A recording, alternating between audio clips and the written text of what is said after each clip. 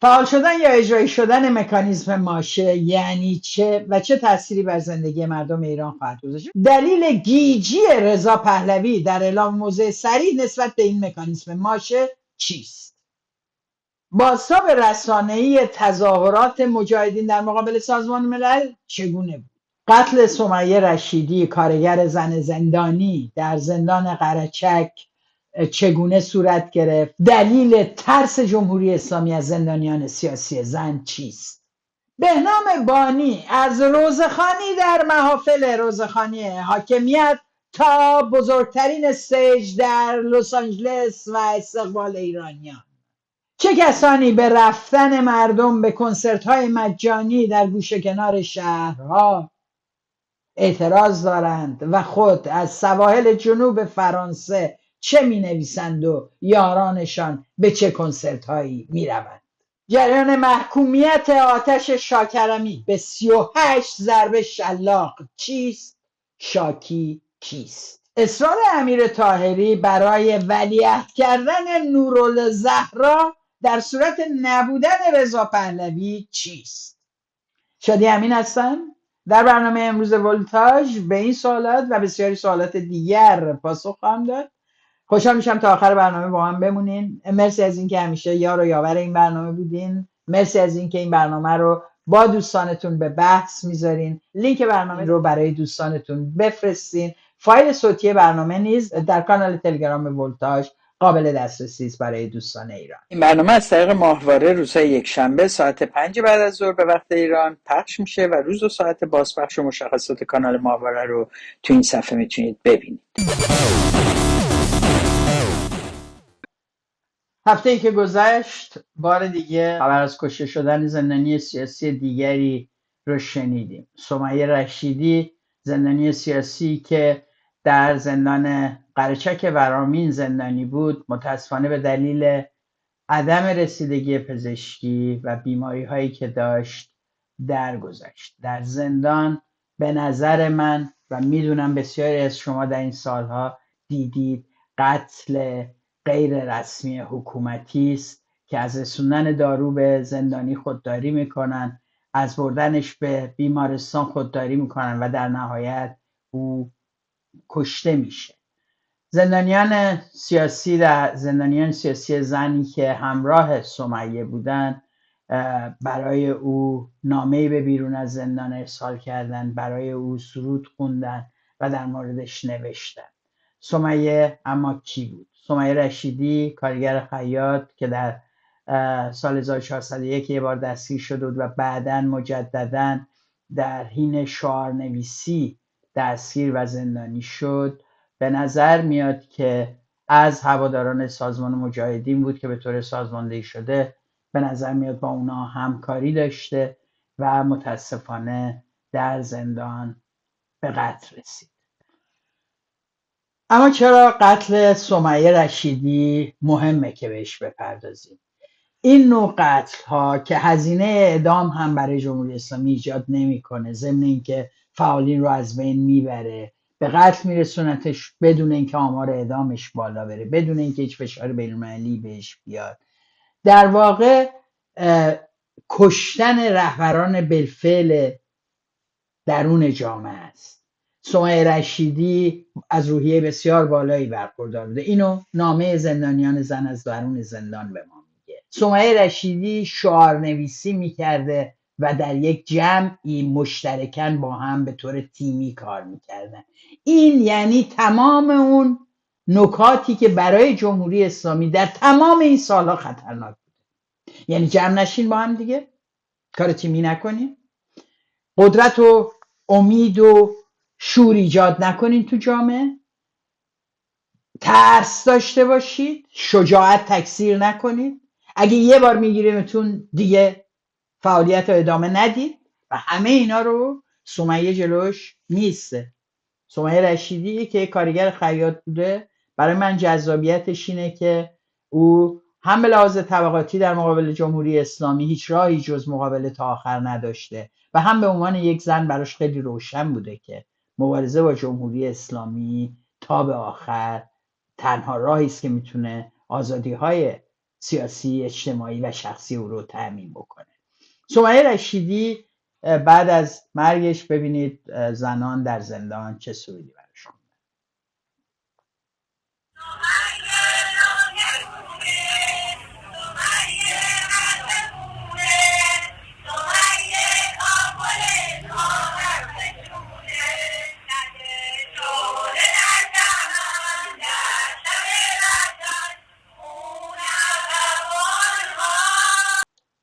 زده شعله در چمن و میبینید که سرودهایی رو میخونن که بیش از 50 سال 60 سال هست که در تمام طیف‌های مبارزین این سرودها جاری بوده.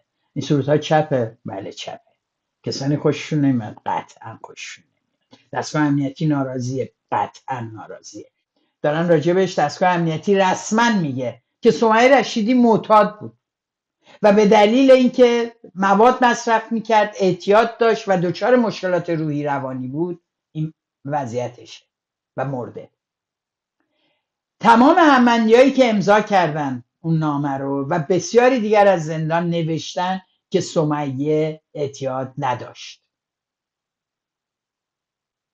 اینه دستگاه امنیتی بعد از مرگ طرفو داره متهم میکنه به اعتیاد، برای اینکه آدمهایی که میشنون براشون دیگه مبارزه برای امثال سمیه معنا پیدا نکنه. دوستان عزیز، تمام داستان اینه. دهه 60 این کار کردن، امروز هم دارن میکنن. از کاری که لاجوردی میکرد وقتی خونه‌های تیمی، وقتی جوانایی رو که اکثرا در دانشگاه علم و صنعت، در دانشگاه تهران یا در دانشگاه خارج از کشور درس خونده بودن، آدمای باهوش این جامعه بودن، روشنفکران این جامعه بودن و به مبارزه پیوسته بودن، وقتی اینا رو دستگیر میکرد همیشه جلوی تلویزیون یه دونه مجله پلی بوی میگرفت، میگفت اینا رو از توی خونه‌های تیمیشون پیدا کردیم. یه سری دلار هم نشون میدادن برای مردمی که هم وضع مالیشون خوب نبود، تازه اون موقع، امروز که بدتر، می آمدن و میگفتن اینا دلار هم بوده، معلومه که با نیروهای بیگانه هم در رابطه بودن و پول میگرفتن و بعضی وقتا هم میگفتن قرص ضد حاملگی هم پیدا کرد، میزان وسیع قرص ضد حاملگی. یعنی جامعه دفاع نمیکرد، حتی آدم ها میترسن میگن بچه ما اونجا دستگیر شده، برای اینکه حیثیت اجتماعی شما میرفت زیر سوال، برای اینکه اینا تابو بود، پول، رابطه جنسی. و از این دو فاکتور به طور منظم تا کنون جمهوری اسلامی استفاده کرده علیه فعال. در مورد زندانیان سیاسی زن در ایران هم چیزی جزئی نیست. در تمام سالهای گذشته جمهوری اسلامی در کنار این سرکوب، شکنجه و کشتار در زندان، به ویژه در مورد زندانیان سیاسی زن، به تخریب گسترده اونها دست زده، برای اینکه جامعه رو علیه اینا بشورونن، یک هزینه جمهوری اسلامی رو برای هر گونه شکنجه و از بین بردن اینا پایین بیارن. این اتفاقیه که همین امروز هم افتاده. جمهوری اسلامی هم میدونه از این گفتمان چجوری استفاده بکنه. دستگاه سلطنت طلب در خدمت این گفتمانه، در خدمت این گفتمانه. دستگاه سامانه پهلوی از بالا تا پایینش، حتی خودش در خدمت اینه که زندانیان رو دسته‌بندی و اون بخشی که به اینا وابسته نیستن رو علیهشون حرف بزنن و اعتبارشون رو در جامعه از بین ببرن. امری که تا حدودی به نظر من موفقیت آمیز عمل کردن، تونستن بخشی رو به در واقع شک وادارن و تونستن حسای در واقع همبستگی نسبت به این زندانیان رو کاهش بدن. اینو من بارها گفتم که این برونسپاری وظیفه تخریب فعالین که دستگاه امنیتی خودش در داخل میکرد، مشرق نیوز مینوشت، فارس نیوز مینوشت و تصنیم مینوشت علیه فعالین، مدتی از این رو سپردن به کسانی در خارج از کشور. غزال مدیریان آشناس برای همتون، غزال مدیریان همه رو پروژه میدونه جز خودش. یعنی براتون در برنامه‌ای که راجع به غزال مدیریان ضبط کردم و در کانال تلگرام ولتاژ موجوده، در اونجا گفتم که غزاله مدیریان، پرستو احمدی، سپیده رشنو و اصولا تمام زنان مبارز در ایران رو پروژه معرفی میکنه.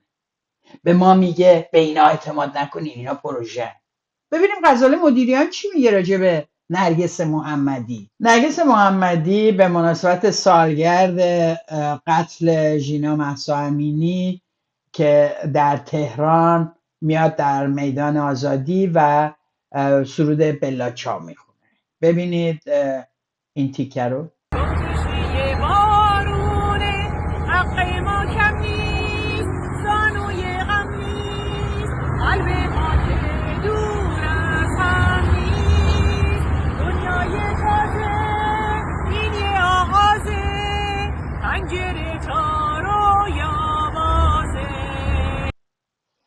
قاعدتاً توی جامعه معمولی وقتی یه زنی از زندان اومده بیرون، فعال، سالها علیه ظلم و جنایات جمهوری اسلامی مبارزه کرده، این هم بخشی از مبارزشه، صداش خوبه در این حد که بخواد سرودی بخونه با ما احساساتشو در میون بذاره. اما ببینید غزاله مدیریان از این چه داستانی میکشه بیرون. این توییت غزاله مدیریان هستش که ادعا میکنه که نرگس محمدی پس از ترور چارلی کرک، فکر کنیم ما مشکلات و مسائل زندان و جنایات جمهوری اسلامی در ایران رو همه رو باید بذاریم کنار دیگه. به مناسبت سالگرد قتل ژینا کسی نیاد یه موقع بلاچا بخونه، اصلا سرود بلاچا رو بذاریم کنار که سالها در مراسم‌های نیروهای معترض در تمام دنیا مطرح بوده، بذارن کنار، چون ایشون میگه که روی گلوله هایی که ترور کننده چارلی کرک به او زده، روی چند تا گلوله شلیک نشده، روی یکیش نوشته بوده بلا چاو چاو چاو. ایشون که قضیه ترور مسیح علی نژاد رو، گزارش اف بی آی رو به طور کلی رد میکنه و اعتقاد داره که اف بی آی همدستی کرده با مسیح که اینجا شخصیت سازی بکنن و رهبر تراشی بکنن، یهو آویزون گزارش اف بی آی میشه و میگه که این بوده روی اون گلوله شلیک نشده و بلاچا مال چپیاست و خوب بود خانم نرگس محمدی رعایت میکرد احساسات مردم رو، احساسات مردم در سطح جهان، و این سرود رو نمیخوند. غزاله مدیریان از اشاعه دهندگان گفتمان امنیتی علیه فعالین در خارج از کشور که البته سلطنت طلب نابم خودش رو معرفی میکنه مثل بقیهشون، ایشون علیه نرگس محمدی به دلیل خوندن این سرود حمله میکنه. این هماهنگی از داخل از خارج میبینیم که چقدر در واقع کمک میکنه به اینکه این گفتمان تبلیغ شه. چه فرقی داره؟ معلومه که بیشتر میگیره. ایرج مصداقی هم یکیش سال هاست اون هم داره همون کاریو میکنه که دستگاه امنیتی علیه فعالین زن انجام میداد. میارن اینا رو از دهن اینا مطرح میکنن، برای اینکه شما باید با ذره‌بین بگردید تا رد دستگاه امنیتی رو پیدا بکنید. وقتی تسلیم بزنه خب شما اصلا قبول نمیکنید، باور نمیکنید. ولی وقتی غزاله مدیریان به عنوان خبرنگار تحقیقی بگه، یه عده‌ای هستن که متاسفانه یا باور میکنن یا بهش فکر میکنن. و این آدم در کنار حرفاش رو وقتی بذارین کنار حرفای دستگاه امنیتی که مستقیما میگه، بعد این در هم پیوستگی رو میتونین ببین. و این تنها مورد نیست. این عکس یادتونه درست در اوج جنبش ژینا اینها اومدن دنیا راد و دوستش یه عکسی گرفتن، رفته بودن صبحونه بخورن توی یک قهوه خونه‌ای که معمولا محیط مردانه‌ای هست و نه تنها رفتن اونجا برای خوردن صبحونه، بلکه بدون حجاب رفتن و نشستن و صبحونه خوردن.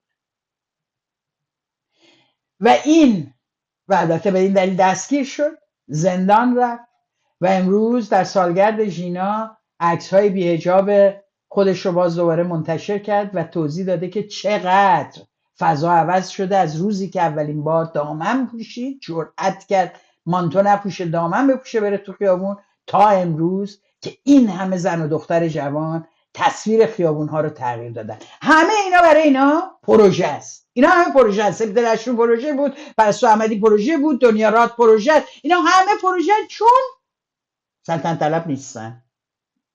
غیر اینه، چون دستگاه اطلاعاتی امنیتی جمهوری اسلامی نشون داده سلطنت طلب برایش بی خطرترین جریان هست. برای همین هر کسی که چه گرایش چپ داشته باشه، چه وابستگی سازمانی به تشکل‌های موجود، چه در کردستان چه تشکل‌ها و سازمان‌های دیگه داشته باشه، به شدت با سرکوب دستگاه امنیتی رو میشه. چرا کسی مثل رضا پهلوی نه این کشتارها رو محکوم میکنه، نه به اعدام این زنان و فعالین اشاره میکنه؟ من بارها گفتم برای اینها زهر طرف کشته شود است. برخیشون نوشتن تو فضای اجتماعی ها، نوشتن بهتر بمیرن اینا، برای اینکه وگرنه وظیفش میفته گردن ما. برای اینکه این اون نقطه مشترک جمهوری اسلامی و دستگاه سلطنت هست، ضدیت و دشمنی با هرچه سازماندهی داره، با هرچه بوی چپ داره و هر جایی که از عدالت اجتماعی درش حرف زده میشه. در واقع در علیه تمام رهبران به فعل و به قوهشون شناخته شده در داخل جامعه داره علیهشون تخریب صورت میگیره. این تخریب همبستگی اجتماعی رو کاهش میده. این تخریب باعث میشه هزینه هر عمل غیر انسانی و نقض حقوق زندانیان سیاسی توسط جمهوری اسلامی پایین بیاد. اگر سمیه رشیدی امروز زنده بود، غزال مدیریان ها حرف داشتن علیش بزن. این پیوستگی تخریب زندانیان سیاسی با قتل اونها بسیار مرتبطه. برای همین ازتون میخوام فکر کنید به این کسایی که شما به عنوان افشاگران در واقع فعالین بهشون کلیک میدین، بهشون ویو میدین، میرین نگاه میکنین ویدیوهاشونو، براشون کامنت میذارین. بدونید اینا کی هستن. توجه به این موضوع امروز بیش از قبل مهمه، برای اینکه میدونین چیه؟ توازن قوا در خیابون‌های ایران رو فردای روز مردم تعیین خواهند کرد. توازن قوا در فضای مجازی رو ما هستیم که باید ایجاد بکنیم.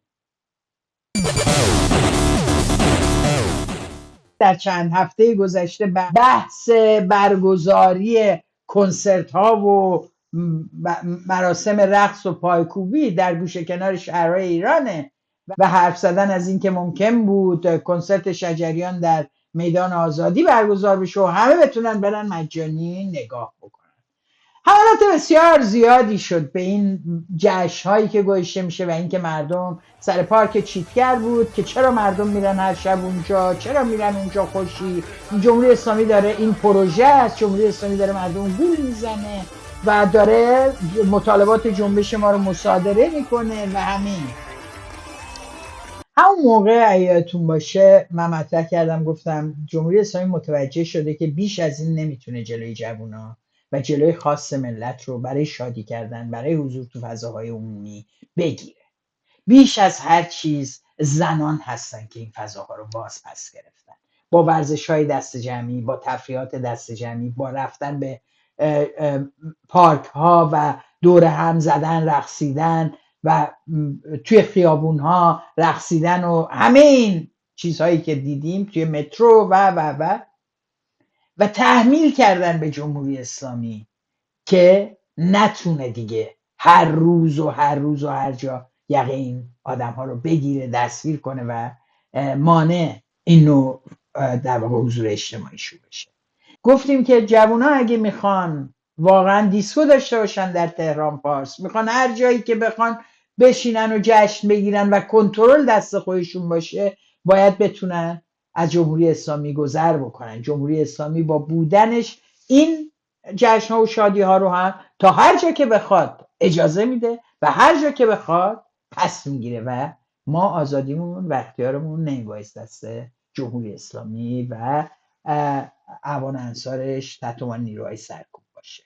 این آن چیزیست که داره میگذره و سیاست درستم این بوده که تا هر جا میتونین خوش بگذرونین، اما دائم حواستون باشه که این هنوز اختیارش دست شما نیست. هنوز شما فردای روز رو نمیتونید تعیین کنید. هنوز شما دستتون باز نیست در مورد خیلی خیلی کارهایی که دلتون میخواد تو جامعه، تو خونه، تو محل کارتون انجام بدین رو داشته باشید. تشکل خودتون رو داشته باشید. حرفاتون رو آزادانه بزنید. تو صفحات اجتماعیتون از هر مسئولی دلتون میخواد هر جوری میخواین انتقاد بکنید.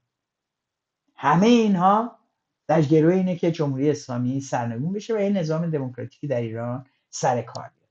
خب این حرف ما بوده. دیگرانی بودن که میگفتن اینا همه چون پروژه است و هر کسی بره اونجا بهش فحاشی میکرد. شما اگه خسته ای از کار برگشتی پولم نداری خانوادت رو اصلا جایی ببری، چه زنی چه مرد، میای دست بچت و پارتنرت رو میگیری و میگی بریم الان تو پارک چیتگر میگن کنسرت مجانیه بریم اونجا.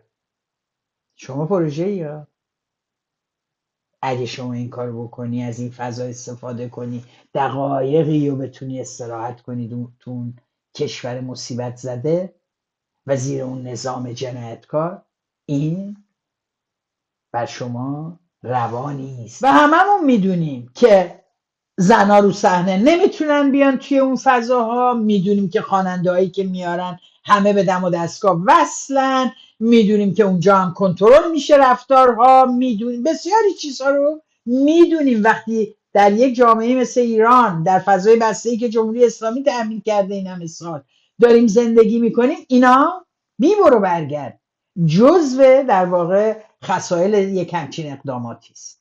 در این حرفی نیست و من یقین دارم شما بهتر از هر کسی میدونید که چطور نذارین ازتون سوء استفاده بشه، چطور اگه فکر میکنین نیاز دارین اونجا شرکت بکنین برین شرکت بکنین، اما مبارزه هر روزتون علیه جمهوری اسلامی و علیه در واقع دستگاه سرکوبش رو ادامه بدید. و به قول خمینی میگفت دل خوش نکنید به این مقدار، که به این مقدار دل خوش نکنید. این اون چیزیه که جمهوری اسلامی در پس این عقب نشینیش بهش امیدواره. فکر میکنه همینقدر که رفتیم عقب ما رو هل دادن عقب و وادار به عقب نشینی کردن، شاید اگر بذاریم چهارجا برن بزنن برقصن اینا مشغول عشق ابدی براشون میذاریم، زن روز براشون درست میکنیم، مشغولشون میکنیم روزی 2-3 ساعت باید بشینن این ویدیوها رو ببینن. روزی 2-3 ساعت هم میاریمشون، اگه کسایی هستن که میخوان بیرون حال کنن میاریمشون اونجا مشغولشون میکنیم. اینها از مبارزه و سازماندهی و رفتن تو فضاهای اجتماعی و خوندن مقاله و دیدن ویدیوهای مصاحبه و غیره کنار زده بشن. شاید اینجوری بتونیم چند صباحی بیشتر به عمر خودمون اضافه بکنیم. این خب سیاست جمهوری اسلامی، یقین دارم بسیاری از شما حواستون به این سیاست هست. اما ببینیم کیان که اینقدر مدعی دائم هم می نویسن، دائم هم از افراد شناخته شده سلطنت طلب، از وحید بهمنشون تا بقیهشون، همشون اومدن و علیه حضور در این مراسم ها و کنسرت ها حرف زدن. ببینیم خودشون در لس آنجلس چیکار میکنن. واقعا میدونید دیگه لس آنجلس اون پایگاه در واقع جایی است که سلطنت طلبات تمام این سالها هم بهش خیلی مفتخر بودن.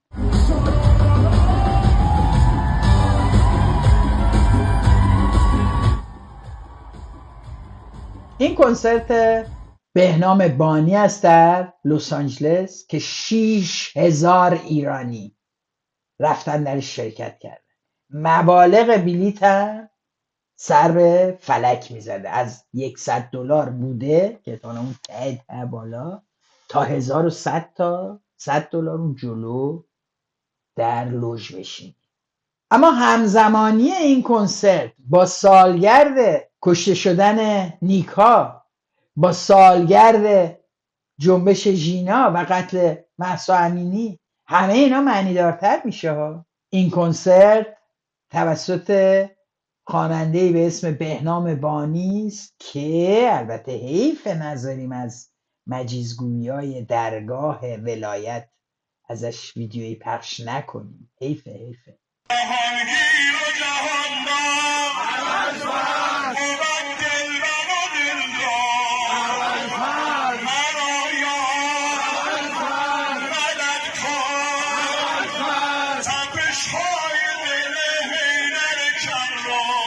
بهنام بانی روزخون حکومتی، روزخون بیت نیست، اونقدر بالا نرفته، روزخون حکومتیه. ولی این میادش لس آنجلس، بعد 6000 نفر بلیط میخرن که برن اونجا و برقصن و کف بزنن، بدون اینکه فکر کنن که اینجاست که معنی میده مبارزه. دوستان عزیز، همدلی با مردم ایران اینجاست که معنی میده.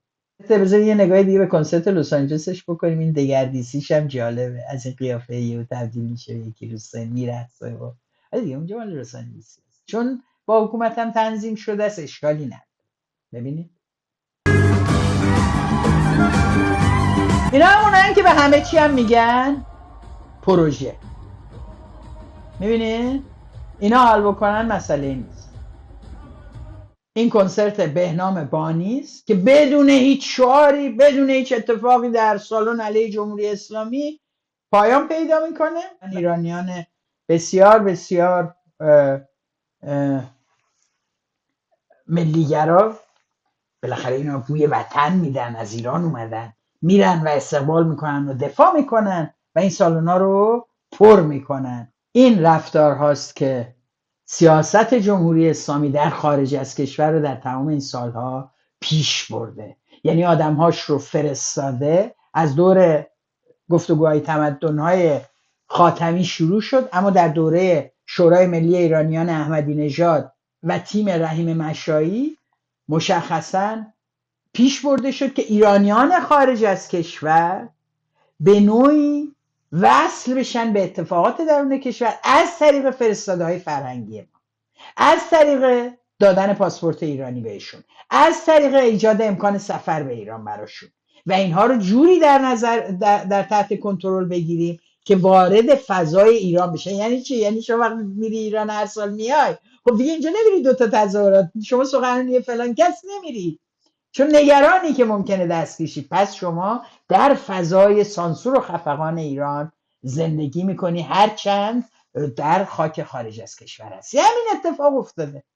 تمام اون کسایی که رفتن اونجا، بخش زیادیشون حاضر نیستن در یک تظاهرات علیه جمهوری اسلامی با چهره خودشون شرکت بکنن، بخش زیادیشون، و یا حاضر نیستن در یک کنفرانس بحث شرکت بکنن، راجع به آینده خودشون فکر بکنن. این اون بلاییه که جمهوری اسلامی سر مردم ایران آورده، اون بلاییه که در خارج از کشورم سر مردم آورده، سر تبعیدیا، تبعید شدن اما تحت مناسبات دولت سرکوبگر خودشون هنوز دارن زندگی میکنن. و بهنام بانی فرستاده فرهنگی جمهوری اسلامی است.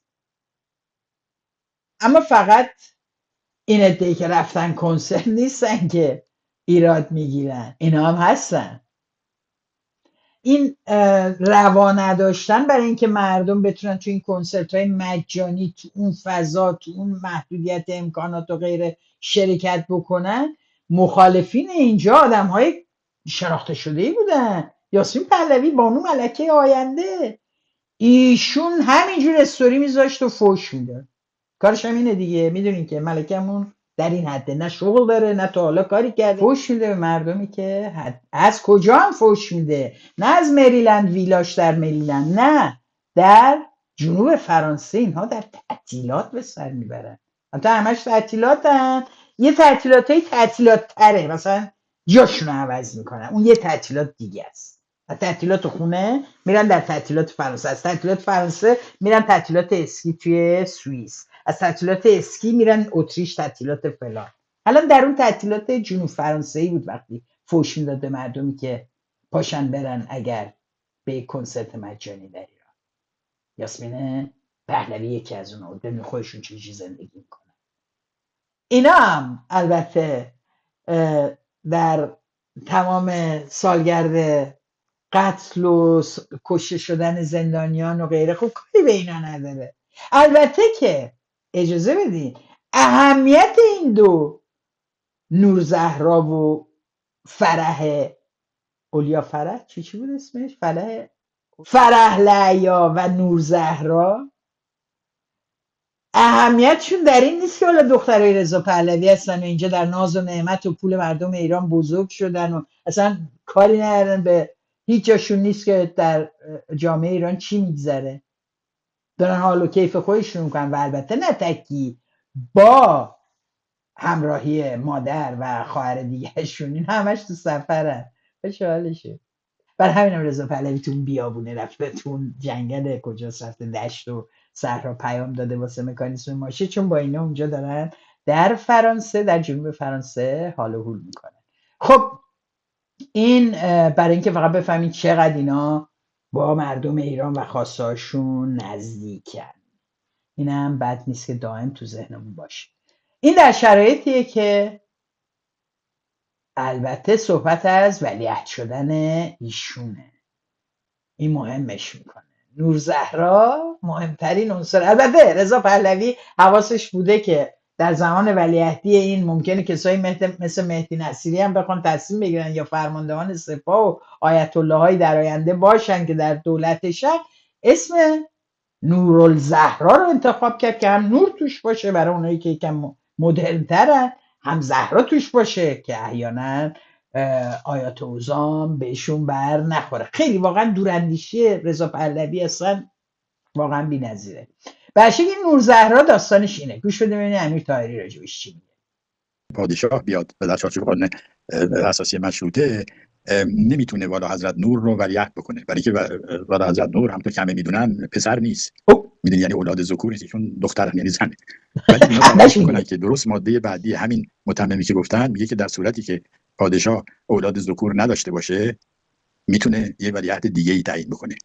متوجه هستین؟ در اونجا دیگه نگفته ذکور باشه یا نمیدونم اناث باشه، یعنی زن باشه یا مرد. دو شرط گذاشته، یکی اینکه مادرش ایرانی باشه، خب یاسمین پهلوی ایرانیه، یکی اینکه از خانواده قاجار هم نباشه که اونم نیست.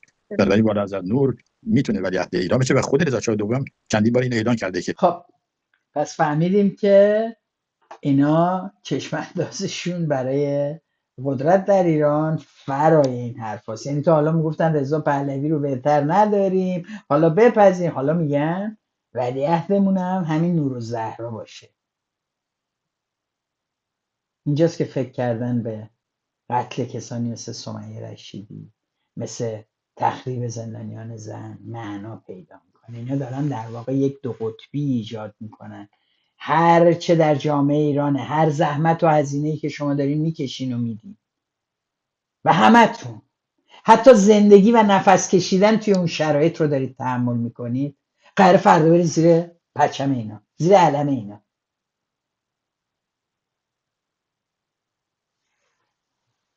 و این در شرایطیه که ببینید جامعه چقدر ملتهبه. این تجمع و اعتصاب کارگران صنعت فولاد اهواز هست. تصاویر دیگه ای که میبینید تصاویری از کارگران نفت هستش در مناطق گوناگون و شاهد اعتصاب کارگران آلومینیوم عراق بودیم در هفته گذشته که 4000 کارگر مدت‌ها بیش از 50 روز در اعتصاب بودن و اعتصابات دیگه در کارخونه‌ها و کارگاه‌های دیگه در سراسر کشور که کمتر هم در رسانه‌های اصلی در خارج از کشور ازشون میشنویم، چون اینا مشغولن که توییت‌های هواداران سلطنت رو بیان و روش بحث کنن و میزگرد بذارن و اگر رضا پهلوی سرفه کرده در موردش حرف بزنن، دیگه وقت نمی‌کنن به اون چیزا بزنن. وقتی به این اعتراضات و اعتصابات کارگری نگاه می‌کنیم، وقتی به این همه هیجان و شور و مبارزه در خیابون‌های شهرهای مختلف ایران نگاه می‌کنیم، وقتی به گوشه کنار بلوچستان، کردستان این همه مقاومت در زندان‌ها نگاه می‌کنیم، وقتی به این همه تلاش جمهوری اسلامی با اعدام و ایجاد ارعاب در جامعه روبرو میشیم، احساس می‌کنی این جامعه دائم داره تلاش میکنه تا از شر جمهوری اسلامی خلاص شه، داره هزینه میده برای این بخش مهمی از زندگی مردم در داخل ایران.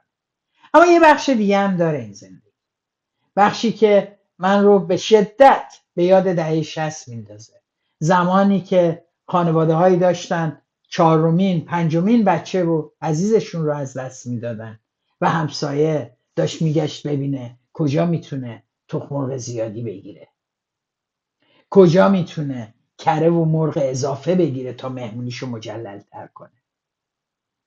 عده زیادی بودن که تو همون شرایط آنچه که از زندگی میخواستند وضعیت نرمال زندگی خودشون بود و اینو که روزگار بگذرونه و مواظبم بودن که نکنه بچه هاشون سیاسی بشن، نکنه بچه هاشون هم به این مبارزه بپیوندن.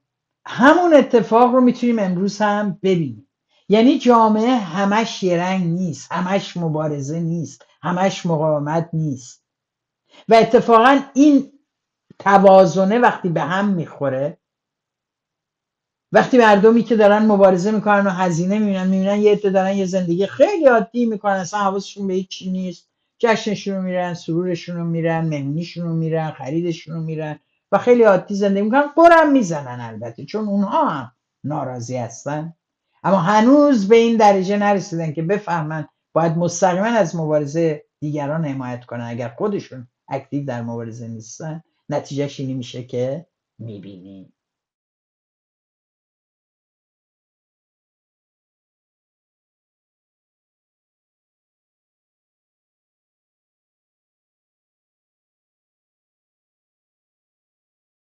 تصاویری که دیدین از افتتاحیه بانک لباس در کرج بود، حتما شعبه های دیگه هم داره، جاهای دیگه حتما دیدین. شعبه های دیگه فقط هم این نیست، فروشگاه های دیگه، اتفاقات دیگه، دیزین و بسیاری جاهای دیگه که بخشی که حالا یه بخشی هستن که از ما بهتران هستن، اونا هیچی، آقازاده ها و اعوان انصار بالای شهری، اما اینا مردم عادی هستن، اینا مردم عادی هستن که پا میشن میرن از 6:30 صبح در صف بانک لباس میستن تا بتونن با یک قیمت مناسب یا مناسب برای اونها در شرایط کنونی لباس تهیه کنن برای خودشون. این هم بخشی از زندگی است و اتفاقا هنر روشنفکر، هنر آدمی که داره مبارزه میکنه اینه که هر دوی این بخش‌ها رو با هم ببینه و سعی بکنه دائم عده بیشتری رو دعوت بکنه از این طیف، از طیفی که فکر میکنه فقط اگر بتونه امروز نیازش رو تأمین بکنه، امروزش رو بگذرونه، این ماه رو بگذرونه، ماه دیگه خدا بزرگه و بدون ماه دیگه بدتر خواهد شد. بهش گفته بشه که مادامی که جمهوری اسلامی هست و این مناسبات هست، وضع ما از این بهتر نخواهد شد که هیچ، بدتر هم خواهد شد. اگه امروز فلان دختر در مترو، آرمیتا، به خاطر حجابش، آرمیتا گراوند رو یادتون هست، به قتل میرسه، فردا میتونه بچه شما باشه. قرار گذاشتی باهاش که ساعت 2 بیاد دم بانک لباس تا باهاش بری خرید، ولی پیداش نمیشه. باید جامعه بدونه که همه چیش در اختیار دستگاه اهریمنی جمهوری اسلامی است و این اختیار رو باید ازش سلب بکنه. تحلیل واقعی از شرایط جامعه ایران و ارائه راه حل برای این وضعیت نیاز داره که ما همه این بخش‌های جامعه رو ببینیم. اتفاق دیگه که این هفته افتاد و من فکر می‌کنم لازمه حتما سرش حرف بزنیم، حکم آتش شاکرمی است. آتش شاکرمی خاله نیکا شاکرمی است، کشته شده جنبش زن زندگی آزادی، دختری که فکر می‌کنم فیلم‌ها و تصاویرش قلب همه ما رو تسخیر کرد. سلطان قلبم تو هستی، تو هستی، دروازه‌های دلم رو شکستی، پیمان یاری به قلبم تو هستی، با من پیوستی. قتل فجیعش در تظاهرات‌های روزهای اول جنبش ژینا بار دیگه جامعه رو با حجم جنایات جمهوری اسلامی آشنا کرد و من شخصا نیکا و سارینا 2 تا از کشته شده های جنبش زن زندگی آزادی هستن که هم اهمیت دارن، هم تاریخشون، هم زندگیشون و هم به دلیل تعلق نیکا به ویژه به جامعه کویر، من در این مورد اتفاقا بسیار مورد حجمه قرار گرفتم. از قضا در یک دوره آغاز کننده این قضیه خود آتش شاکرمی بود که مقابله کرد با این مسئله. امروز آتش شاکرمی نمیدونم چی میگه در این مورد، مایلم نیستم در موردش مجددا حرف بزنم. فکر میکنم تاریخ و آینده همه چیز رو ثابت خواهد کرد. این پستی است که آتش شاکرمی در اینستاگرام گذاشته. میگه جوجوی قشنگم، دیروز جواب دادگاه تجدید نظر آمد. حکم دادگاه بدوی عیناً تایید شد، بیا اینکه دادگاه اجازه حضور شاهد و ارائه مدارک را بدهد و مادرت باز هم اثبات کرد به شلاق اعتقادی راسخ دارد، همان گونه که برای تو داشت. به زودی این تن 38 ضربه شلاق خواهد.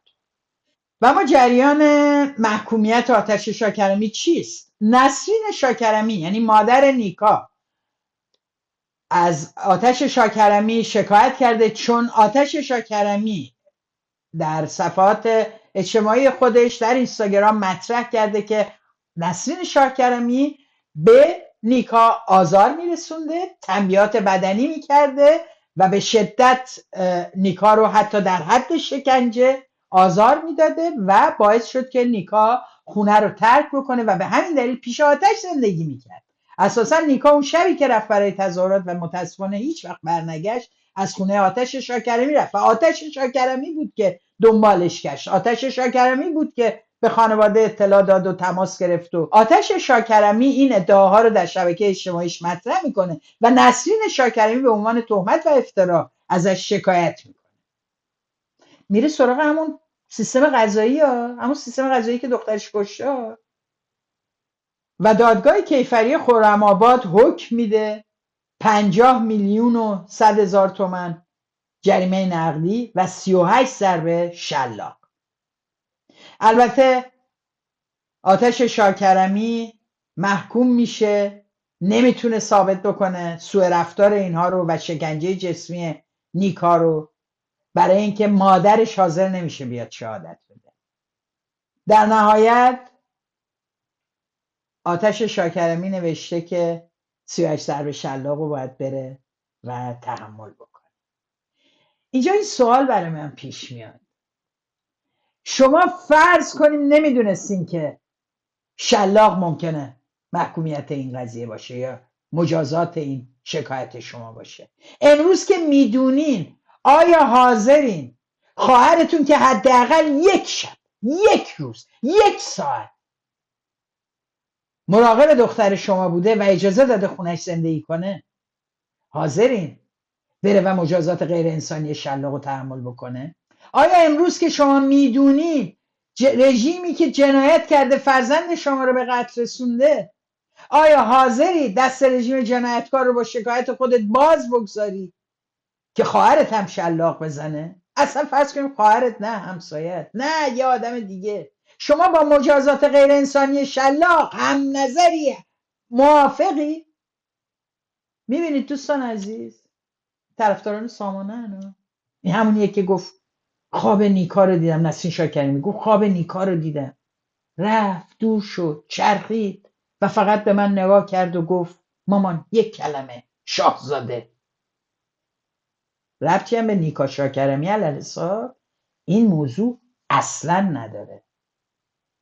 نیکا یک دختر سرکشه، شورشیه و میدونه که نمیخواد تو این مناسبات بمونه، نه اون مناسبات خانوادگی، نه اون مناسبات اجتماعی سیاسی که توشه.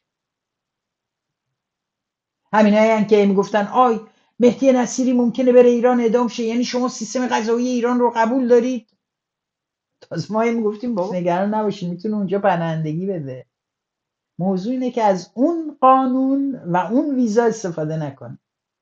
اینا میامدن تحت این عنوان به ما حمله میکردن. امروز جوابتون به نسرین شاکرمی چیست؟ چرا نمیره گذشت بکنه و بگه نمیخوام، من گذشتم از حقم، چون با این مجازات غیر انسانی موافق نیستم میگذرم. امروز باید تمام فشار گذاشته بشه که نسرین شاکرمی وادار بشه در مقابله با چنین حکم غیر انسانی بره بیسته و بگه من شکایتم رو به عنوان شاکی خصوصی در این مورد پس میگیرم و به این دلیل که با این مجازات مخالفم و این رو مجازاتی غیر انسانی میدونم. این فشاری است که هم سامانه پهلوی برای یکی از طرفداراش باید بذاره و همین جامعه باید ازش بخواد. ببینید اتفاقی که افتاده و تفاوت بسیار جدیه با کشته شدگان دهه‌های دیگر، اخیرا اینجوریه که خانواده های کشته شده ها با هر عقیده سیاسی که دارن کشته شده رو برای منافع سیاسی خودشون به کار میبرن. برعکس در دهه 60 و پس از اون ما شاهدیم که خانواده ها وقتی فرزندانشون میرن بسیارشون در دفاع از اعتقادات اونا جونشون رو میذارن. فرق این روش دادخواهی که امروز ما داریم میبینیم که خانواده ها عکسای بچه هاشون رو برمیدارن در خدمت اعتقادات سیاسی خودشون این ور اون ور میبرن و برای مشروعیت دادن به اعتقادات سیاسی خودشون از بچه هاشون مایه میذارن، با خانواده های دهه 60 در چند نکته است. من فقط به چند تا اشاره میکنم. یکی این که در همون دوره خانواده ها پشت اعتقادات سیاسی بچه هاشون ایستادن، چون این بچه ها اعتقادات سیاسی داشتن. امروز بسیاری از کسانی که به خیابون میرن اعتقادات سیاسی خاصی ممکنه نداشته باشن، اما علیه این ظلم و این جنایتی که در حقشون هر روزه داره میشه میان برای زندگی بهتر تو خیابون. این باید به رسمیت شناخته بشه. اینکه اون حق ندارن عقاید خودشون داشته باشن، باید هم داشته باشن، حق هم دارن، ولی اونجایی که میخوان به اسم فرد کشته شده منافع و مقاصد سیاسی خودشون رو پیش ببرن، اینو باید جلوش ایستاد، باید راجبش حرف زد، همونطور که میدونیم مجمع عمومی سازمان ملل در نیویورک در هفته گذشته برگزار شد. نشست شورای امنیت قطعنامه چین و روسیه رو که ممانعت میکرد اجرایی شدن مکانیسم ماشه، یعنی بازگرداندن تحریم‌های اقتصادی علیه جمهوری اسلامی رو باعث میشد این قطعنامه رأی نیاورد و به این معنی مکانیسم ماشه از این امروز اجرایی میشه. یعنی اینکه تحریم‌های اقتصادی سازمان ملل در مورد ایران مجدداً به کار میفته، یعنی جمهوری اسلامی، بانک مرکزی ایران از هر گونه معامله بین‌المللی ممنوع میشه، دسترسیش به خرید و فروش تو سطح و تجارت در سطح بین‌المللی کاملا مسدود میشه. علت برگشت مکانیسم ماشه و تقاضای انگلیس، فرانسه و آلمان برای اجرایی کردن این مکانیسم مجددا این هستش که جمهوری اسلامی از هر گونه همکاری با سازمان انرژی اتمی، از آژانس بین‌المللی انرژی اتمی سر باز زده و امکان بازدید از در واقع سایت های هسته‌ای رو به اونها نداده و این اون در واقع مجازاتی است که اینها در مقابل عدم همکاری جمهوری اسلامی با نهادهای بین‌المللی دارن بهش اعمال میکنن. این نخواسته یک سازمان حقوق بشری بوده بره بگه این کارو بکنین، نه بخشی از اپوزیسیون رفته گفته این کارو بکنین. این روند معاملات این دولت ها و مذاکراتشون در سطح بین‌المللی بوده. در همین 4 هفته ای که تهدید اجرایی شدن مکانیسم ماشه از توی این دولت ها مطرح شد تا زمانی که در شورای امنیت تایید شد، در واقع نشون داد که حاضر به همکاری نیست. روز شنبه بلافاصله پس از برگزاری اجلاس سازمان ملل و تصمیم‌گیری در مورد اجرایی شدن مکانیسم ماشه، جمهوری اسلامی در اعتراض به سیاست فرانسه، آلمان و انگلیس سفیرانش را از این 3 کشور فرار خواند. این اقدام باز هم موجب انزوای هرچه بیشتر جمهوری اسلامی در مجامع جهانی خواهد شد. اجرایی شدن مکانیسم ماشه معناش این هستش که جمهوری اسلامی قادر نخواهد بود رسما خرید و فروش نفت یا هر تجارت دیگه‌ای رو با دنیای خارج از خودش داشته باشه. این قطعاً باعث فشارهای اقتصادی بیشتر به مردم، بالا رفتن قیمت‌ها و سخت‌تر شدن زندگی برای اونها خواهد شد. ببینیم اما رضا پهلوی در مورد مکانیسم ماشه چی میگه و نظرش چیه. این بیانیه است که رضا پهلوی پس از اینکه از طریق دفترش منتشر میکنه در 5 شهریور 2584.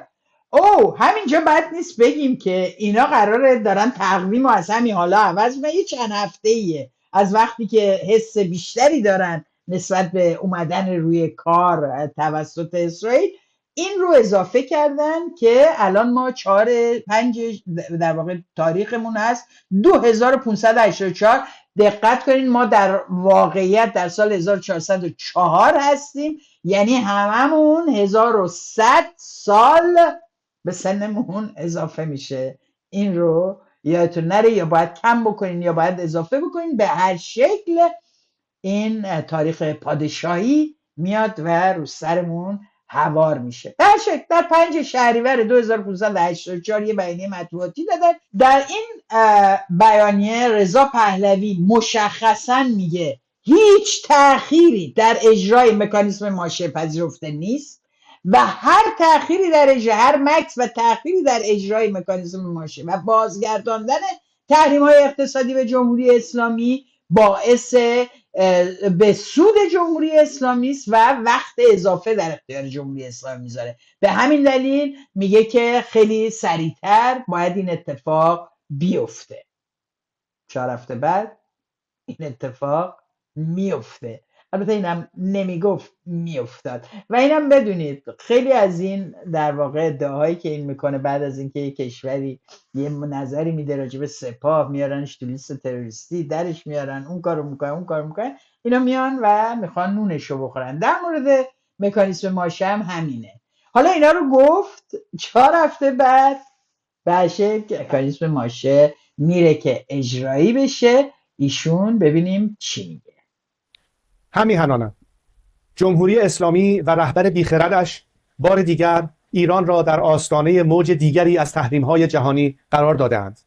این بار با فعال شدن مکانیزم ماشه و بازگشت تمامی تحریم‌ها و قطعنامه‌های شورای امنیت سازمان ملل. این آغاز دور تازه‌ای از فشار حداکثری بر جمهوری اسلامی است که متاسفانه پیامدهای آن دامن مردم ایران را نیز خواهد گرفت. یعنی فشار حداکثریه ولی خب دامن مردم ایران هم میگیره دیگه. ضمناً شاهزاده چون بعد از مونیخ چند وقتی سفر بودن، بعد از واشنگتن بالاخره نفتی کنفرانسی رو شد، اینم رفت یه رو حرف زد، باز دوباره سفره، اینا دارن همینجور استراحت میکنن. مبارزه سخته، برای همین مجبوره که در کوه و دشت و اونجایی که هست و ویلایی که هست و غیره این ویدیو رو ضبط بکنه. یعنی واقعا حتی در خوشی هاشون اینا به فکر مردم ایرانن و ببینید چطور دل میسوزونه برای اینکه مردم بهشون فشار خواهد اومد. خیلی اومدن گفتن پس اون بیانیه رو برای چی دادی؟ زود باشین دیر کنین، جمهوری اسلامی سود میبره. حالا اومدی الان مردم با خیلی بد خواهد شد و اینا. بالاخره خوبه این کار میشه یا بده؟ فشار حداکثری که میگفتیه جزش اینم هست یا اینکه نکنن؟ بالاخره چیکار کنن؟ میکنن ناراحت میشی، نمیکنن میان میگین چرا نمیکنن. مردم ایران حق دارن که موضع صریح شما رو بدونن در مورد این موضوعات. اینک در آستانه مهرگان جشن روشنایی هنگامه به بند کشیده شدن ضحاک بر فراز دماوند از همه شما دعوت میکنم این آیین ملی را در سراسر مرز پرگوهرمان پاس بداریم، نور مهر را بر جای جای ایران بتابانیم و یک دل و یک صدا خورشید شویم در نبرد با تاریکی. در تاریکی و نور شویم و غیره که شعار و شعری بیش نیست. ببینید چی میگه که بیاین جشن مهرگانو که میدونید جشن آغاز پاییز، یه جشن شبیه نوروز قبلا مرسوم بوده در بین ایرانیان و الان برخی از شهرها به خصوص در بین آیین زرتشتی هنوز مرسومه، ولی اساسا جشنی نیست که ایرانی‌ها به اون شکل وسیع برگزارش بکنن. حالا این اومده واقعا در پسرفت دادن به مبارزه اینا حرفه‌ای‌ان برای اینکه مردم رو از یک مبارزه رادیکال علیه جمهوری اسلامی باز بدارن، در شرایطی که مردم دارن تو خیابونا داد میزنن، تظاهرات میکنن، اعتصاب میکنن. 10 کارخونه در اهواز، در عراق، در تهران، در جاهای دیگه در حال اعتصابه.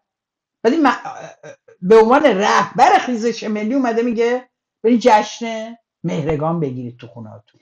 این عقب بردن مبارزه برای چیه؟ برای که اینا اصلا الان نیازی ندارن مردم تو خیابونا باشن.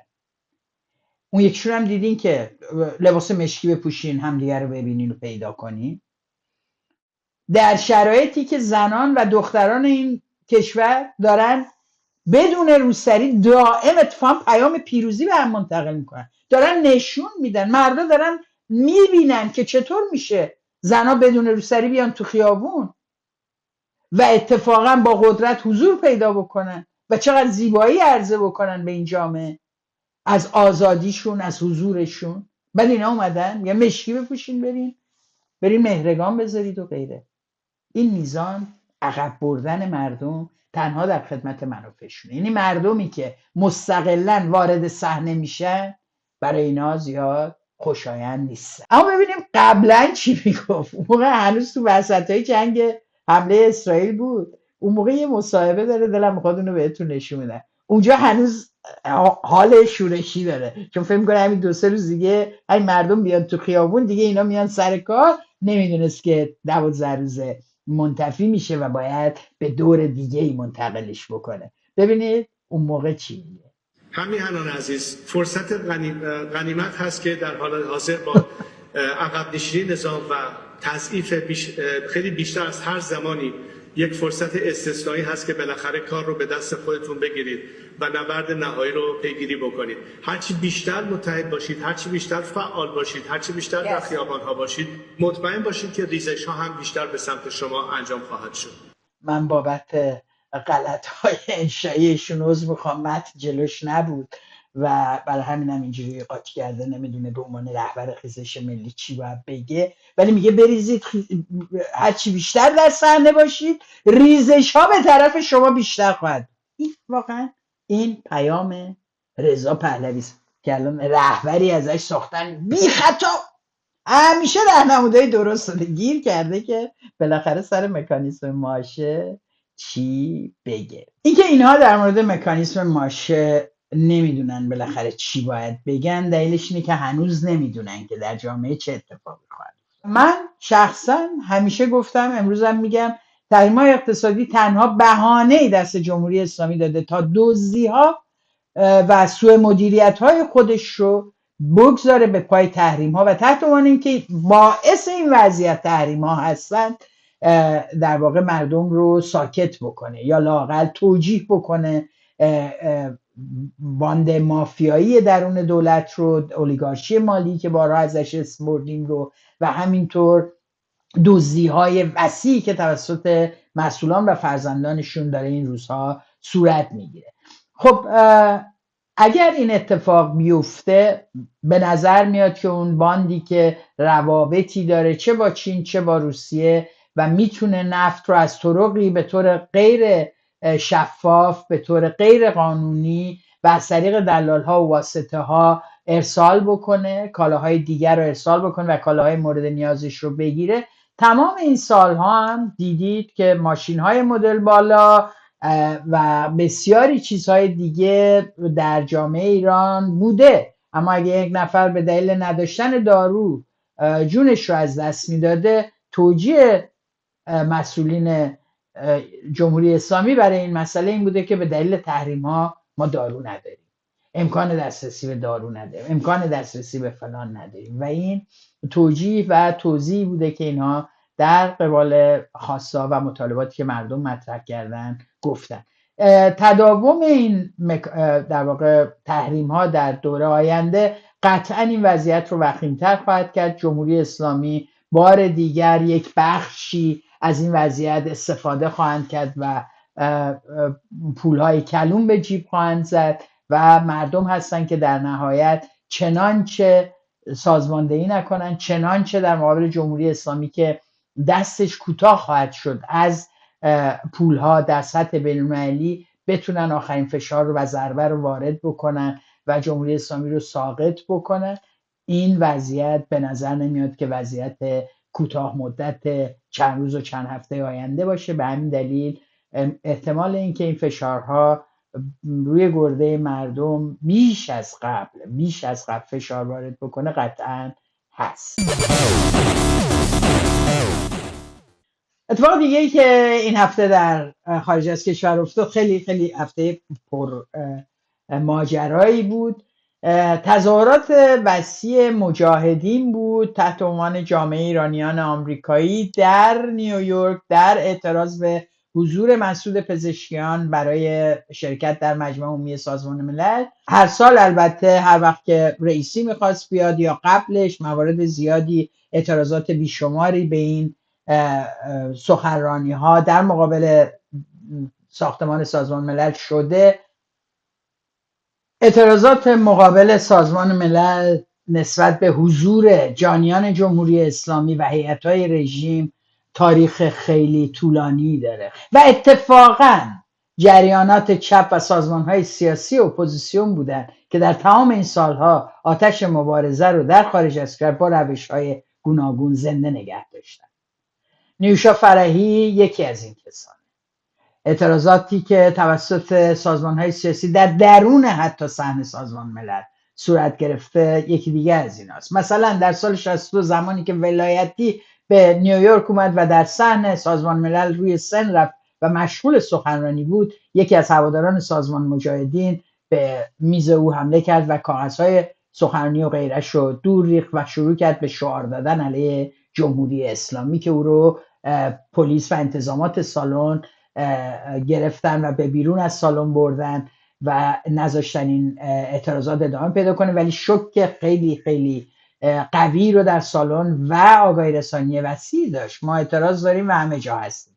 در سال 66 در اعتراض به حضور خامنه‌ای در اجلاس مجمع عمومی سازمان ملل، نیوشا فرحی نویسنده و مدیر خانه کتاب در لس آنجلس در مقابل سازمان ملل خودش رو در اعتراض به حضور علی خامنه‌ای به آتش کشید و متاسفانه جان سپرد. او هوادار سازمان شریک‌های فدایی خلق بود. نیوشا فرحی بامداد جمعه 2 اکتبر بعد از یک خودسوزی در اعتراض به سفر خامنه‌ای به امریکا در بیمارستان USC درگذشت. The smoke you see on the left side of the screen is a man on fire, a man who doused himself with gasoline and lit a match. Saying that we are making that because of protest against Khomeini's regime. He burned himself. Because of what? Because of Khomeini's president coming to United Nations.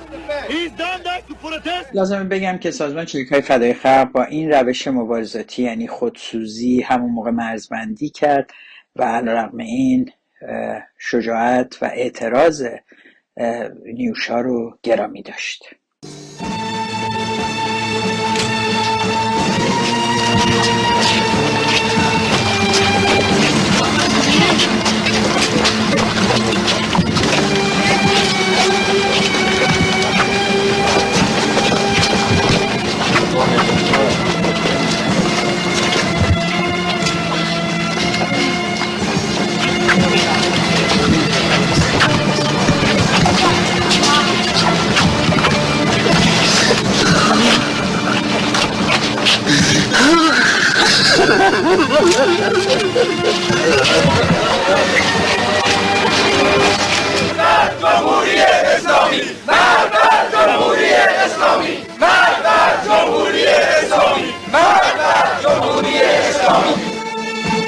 اتفاقات دیگری هم افتاد. همینجور اومدیم جلو. سالهای آرومتر بود و رژیم می آمد و میرفت بدون اینکه اعتراض جدی اونجا علیه شکل بگیره تا اینکه به سال 88 و بعدش رسیدیم. این تصاویر اعتصاب غذایی است که میبینید از پس از سال 88 که با حضور گنجی و البته گوگوش هم سر زد به این اعتصاب غذا، سخنرانی ارائه کرد اونجا. من به اینجا آمدم تا صدای حقانیت روشنفکران، اهالی قلم، هنرمندان، اقلیت‌های جنسی و قومی و بومی و مذهبی و عقیدتی باشم که طی 3 دهه گذشته تنها به دلیل گونه‌ای دیگر اندیشیدن، به گونه‌ای دیگر سخن گفتن یا داشتن اندیشه و باور متفاوت به زندان افتادند، شکنجه دیدند، به قتل رسیدند، به اعتراف‌های نمایشی و نخنما وادار و نشانده شدند و یا چون خود من طی 2 دهه زندگی در آن سرزمین وادار به سکوتشان کردند. جان دادن، حرکت کردن، خرج کردن، هزینه کردن و اومدن و اعتراض کردن تا جهان بفهمه، تا این جنبش رو امروز به اینجا برسون. دستشون درد نکنه، گفتم بد نیست یادی از اونها کرده باشیم. من اما بحثم تظاهرات سازمان مجاهدین و شعاراشون و غیره نیست که میتونین دنبال بکنین و پیدا بکنین. بحث من اما شیوه انتشار رسانه‌ای این است در رسانه‌های ایرانی چگونه بازتاب پیدا میکنه، رسانه چقدر متعهده به گفتن حقیقت و نشون دادن واقعیت. این رو میخوایم یه بررسی کوچیکی بکنیم. برای اینکه این کارو بکنیم اجازه بدین اول نشون بدیم فاکس نیوز راجع به این تظاهرات چی میگه. فاکس نیوز البته یک رسانه محافظه‌کار دست راستی است که اتفاقاً به سامانه پهلوی به دلیل نظری بیشتر میتونه نزدیک باشه تا دیگران. اما ببینیم اونا چی میگن راجع به این تظاهرات. Hundreds of anti-regime protesters are now chanting, as you can hear behind me, perhaps, against Pezeshkian. This rally is being sponsored by the largest Iranian opposition group, the National Council of Resistance of Iran. Its leader, Marian Rajavi, the representative. در واقع فاکس نیوز خبرنگارش صحبت از صدها شرکت کننده میکنه در این تظاهرات، توضیح میده که بزرگترین سازمان متشکل هست در بین اپوزیسیون و غیره. یعنی واقعیتی رو فرای اینکه قبول داشته باشه این جریان رو یا نداشته باشه مطرح میکنه. Well, as he's speaking inside the UN, you could see this large group really excited and angry against him. By the way, Pezeshkian. این گزارش فاکس نیوزه از این تظاهرات. حالا ببینیم ایران اینترنشنال چجوری گزارش میده ها. امروز چهارشنبه اینجا در پارکی درست مقابل سازمان ملل متحد، درست در دقایق پیش از این سخنرانی مسعود پزشکیان رئیس جمهوری به جای اینکه توضیح بده که بر اینا دارن چه شعاری میدن، چه عکسایی دارن، چرا اینجا جمع شدن، عنوان بکنین که جمعیت بالاست، نظم ویژه‌ای دارن، لباسهای یکسانی دارن، شعارهای، اینا اطلاعاتیه که شما وقتی داری گزارش میدی. و جایی زاویه‌ای هم که انتخاب کردن پشت سن اوناست، یعنی شما یه سری در و تخته میبینید، یه سری پرچم هم اون برش. حالا اگه این تظاهرات و سلطنت طلب‌ها شده من بهتون قول میدم اینا با این جرثه‌ایلا از بالا میگرفتن، این ور میگرفتن، اون میدوید، اون میآورد توی استودیو یه نفر رو میذاشتن تحلیل کنه. حالا ویسی نه، اون یه برنامه جالب، اون یکیشون هم که برنامه خودش رو داره، یکی رو گیر می آوردن اونجا بیا تحلیل کنه که چقدر اینا قدرت دارن و محبوبیت دارن. این گزارشیه که اینا از یک تظاهرات که به نظر من نسبت به تظاهرات هایی که اونجا برگزار شده یکی از بزرگترین تظاهرات هست، ولی رسانه دریغ میکنه که مردم لااقل واقعیت رو بتونن بدونن که خودشون حق دارن انتخاب بکنن با کی چه میکنن و راجع به مواضع این سازمان نقد و نظرشون رو داشته باشن. یه بحث دیگه است. تمام بحث بر سر رسانه است که سیاست حذف داره، سیاست سانسور داره سر وقایع خارج از کشور. بسیاری از سمینارها و برنامه‌ها هستش که اساساً انعکاسی تو این رسانه پیدا نمی‌کنه. یا یه خبرنگار به زور میفرستن اونجا، یه مصاحبه دم در میکنه میره و هیچ کدوم از سخنرانی‌ها و غیره رو پخش نمی‌کنن. اما ببینید برای بقیه مفتی در واشنگتن سخنرانی میذاره و برنامه میذاره، اینا از صبح تا شب اونجا دارن لایو انعکاسش میدن. بپذیریم که رسانمون خودش سانسور چیه، اما مدرک لازم دارین. 2 هفته قبل در واشنگتن مفتی برنامه گذاشت، اینا با دوربین اونجا نشسته بودن، بس تا اون گوشه و کنار و همه چی، همه اتفاقات لایو پخش بشه، نکنه مردم نفهمن اینا دارن چی میگن. ترجمه میکردن، گزارش میدادن، تو استودیو راجبش بحث میکردن. همزمان در اون شهر کنفرانس گفتگوی ملی برای ایران برگزار شد که بسیاری از چهره‌های شناخته شده سخنرانان این کنفرانس بودن، فعالین شناخته شده و برخن مورد احترام جامعه ایرانی، کسانی که سالها هزینه داده بودن و یا در فعالیت‌ها لااقل سهیم بودن. فکر می‌کنین اینا گزارشی ازش تهیه کردن؟ اون چیزی که من دیدم دوباره یه نفر دم در دستشویی وایساده میگه بله برنامه برگزار شد، یه تم سخنرانی کرد. فقط انجام وظیفه نه ها، فقط برای اینکه به شما بگن ما کردیم، بیش از این امکان نداشتیم. نه اگه می‌خواستیم حذف کنیم اصلا کسی رو نمیفرستادیم. برای چی باید خبرنگار بفرستیم؟ و قدرتشون رو به رخ میکشن. یعنی میگه ما هر کاری بخوایم میتونیم بکنیم، اگه این کاری کردیم شما باید قدردانم باشیم. این رسانه است که خودشو رسانه پیگیر برای حقیقت و آگاهی رسانی معرفی میکنه. تازه میگه ما صدای همه هستیم، همینجور در حال حذف صدا، صبح تا شب، شب تا صبح، 24 ساعته. ایران اینترنشنال در خدمت حذف دیگران و دگرگون کردن واقعیت است. مشغول باشید.